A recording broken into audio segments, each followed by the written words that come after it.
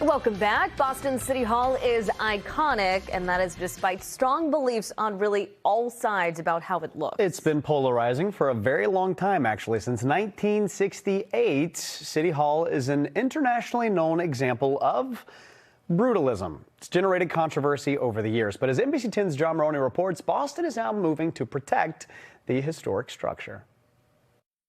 To describe this building in one word, how would it be? Terrible, probably, I would say. It doesn't look good and probably needs to be torn down. Boston City Hall's concrete design generating lots of reaction in a town with lots of opinions for nearly 60 years. Personally, I couldn't disagree more. I like that. It's kind of part of our city.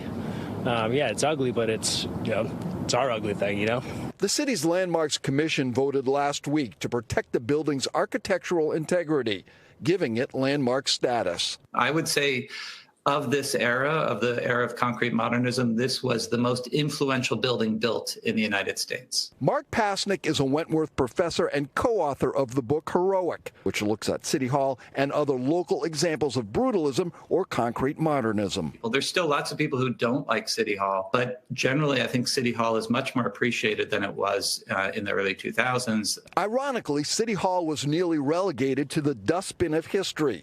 Mayor Tom Menino didn't like it, even after spending more than 2 decades there. And the first landmark petition happened in 2007, I think it was, while Menino was in office, because of the risk of Menino offering to sell or demolish the building. New designation should keep the building from being razed, while changes would need to be okayed. It should be a building that's open to change, and landmarking doesn't lock it in amber. It just means that changing it has to go through a process. Michelle Wu must now approve the landmark designation. We reached out to her office without a response, but the mayor has always said she's a big fan of the building.